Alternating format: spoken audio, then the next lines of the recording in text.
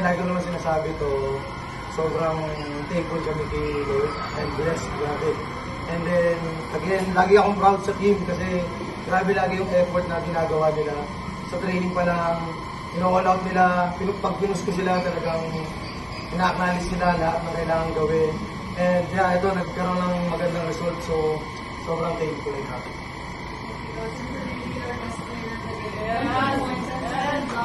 Ano lang yung naging motivation mo heading into this match to have to be here? Well, syempre, diba? Kasi, ang ganda ng standing namin. Syempre, hindi rin naman kami papayag na sa knockout game na to, kami ang mananakaw. So, talagang, binigay lang namin yung best namin. Yung sa araw-araw na tinatraining namin, thankful ako na lumabas lahat ngayon kasi grabe yung kapit talaga ng team. So, thankful ako na hindi namin pinabayaan ko ano yung pinaghirapan namin. And it was a close game of the 5 sets. Guess what was going on in your mind the entire match? And eventually you guys got it. I never think that we're gonna lose. My mind was always positive. I was thinking all the time and praying all the time that this is our game. And I was telling the girls, I was keeping talking the whole game, telling the girls, this is ours. Because we have been working so hard and fighting, and we deserve it. Ano lang yung nararamdaman mo na ito na sa semi-finals ng kayo? Super grateful, super blessed na nanalo kami ngayon, naabot kami sa semi-finals. And thankful ako sa teammates na nagtulong-tulong kami, lalo na sa coaches na pilit kami na yung strategy namin to dito. Super grateful and blessed.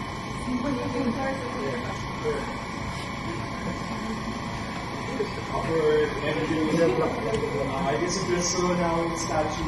We're in the show back 15 tonight. It's amazing. Having someone like her on the other end, just delivering point after point, what was your personal approach to make sure that in the end it would be you and Signa that will stand taller in the end? He was so talented.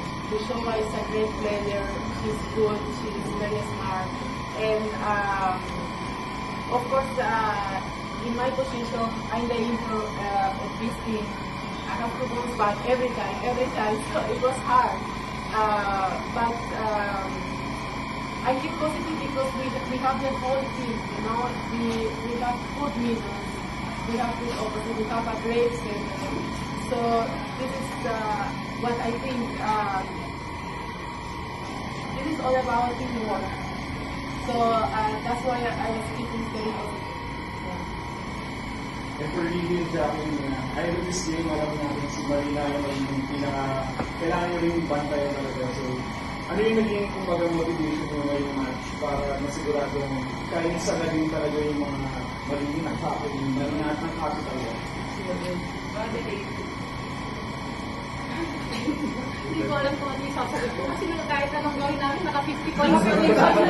Record na naman. Si Bro Kegan yung record. Thankful naman ako na kahit naka-record siya, kami pa rin yung nag-wagate. So, yun. Oh my God. Amazing. Amazing na. Di ba sabihin si Berta po? For Coach, muling naging first confidence po kayo yung nag-runner-up. So, ngayon pong palapit na kayong palapit ulit sa finals. But that inspiration din ba yun na makabawi at this time sana makuha na yung championship?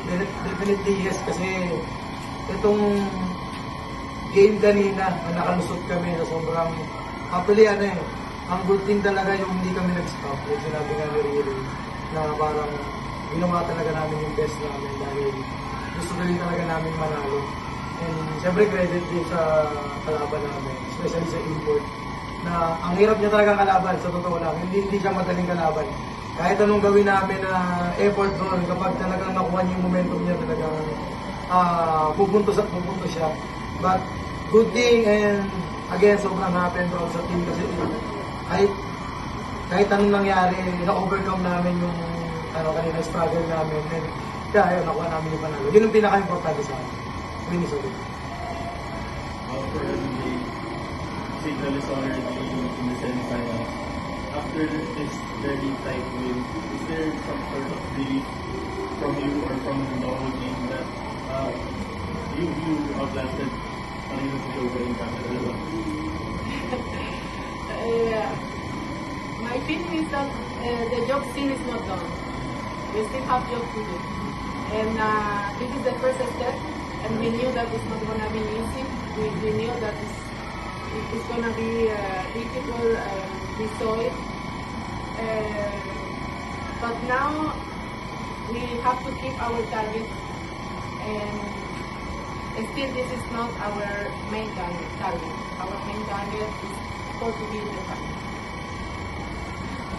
Coach, paano niyo po minotivate yung mga players niyo kasi diba 2-0 kayo tapos naka-level sila yung set 4 and then nagkaroon tayo ng decider tapos na pumupuntos na marami sa Marina. So paano niyo nilift yung spirits ng mga players niyo para lang makabawi dito sa set 5?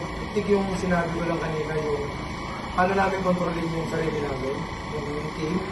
Kasi siyempre sila sa other side, hindi namin sila makokontrol eh.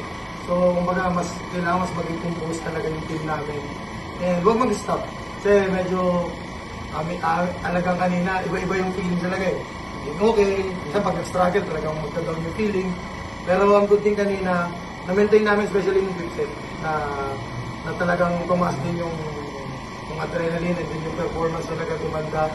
And kinapitan talaga namin simula start lang hanggang dulo. So, yun yung good thing. For you, paano nyo lang, siguro paano mo lang na-depensahan or ano yung naging specifics mo about sa defense mo, paano yung defense mo si Marina Carmen? Samo lang yun. Hindi, siguro kasi sa training din talagang inaaral namin yung follow team. Kasi yung mga coaching staff na namin yung sumasalo sa kabila para masali lang kami na yung follow talaga. Para hindi man namin makabisado pero yung alam na namin kung paano yung gagawin. So, yun. Parang kahit na anong gawin naman namin, import siya eh. Saka talagang magaling talaga sa mga. Kay Coach, heading into nitong semi-finals niya, actually, si Jackie yung third na highest mid-blocks among the players. Siguro tapos ngayon nag-attend siya ng 3 blocks din sa game.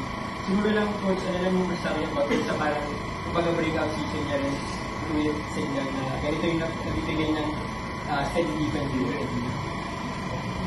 Parang wala akong masabi dyan. Well, siguro nagbunga lang yung lahat ng effort nila. I think lahat sila actually. And good thing na na-apply niya yung mga pinaghihirapan niya, yung mga tinuturo namin. And siguro yung experience din ng mga senior middle na nakikita niya kung paano rin yung pag-apply nito. So, yun. But lahat ng middle namin, ready lagi yan. And yun lang din naman yung mindset nila. So, makatulong. So, anytime na kailanganin, papasok. But, siyempre, proud kay Jackie and then kay Riri kasi actually yung blocks namin kanina, sobrang konti lang. Pero ang good thing kasi yung timing, kung kailan siya kailangan. So, yung last 2 blocks natin, yun yung pinaka-importante sa amin. So, I think kaya nakuha namin din yung game. And again, kay Jackie, sobrang happy and mas marami pa siyang pwedeng gawin and malayo pa yung makakasin.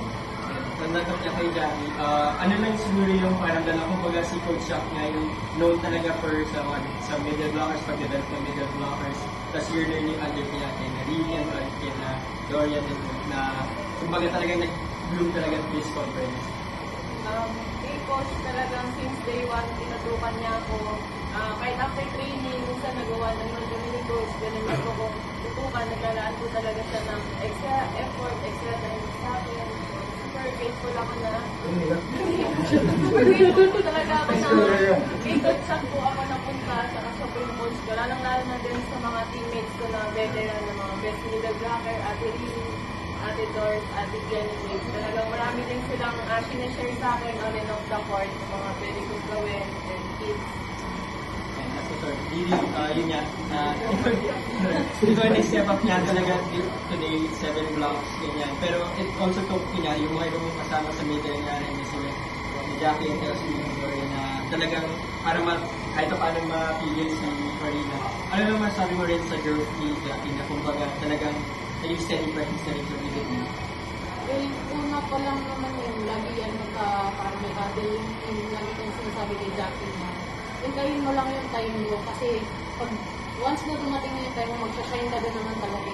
So, tamang timing lang talaga. And, ayan, nabigyan na po ng opportunity. So, wag lang na sana kabayaan kung nasa na sa kanya.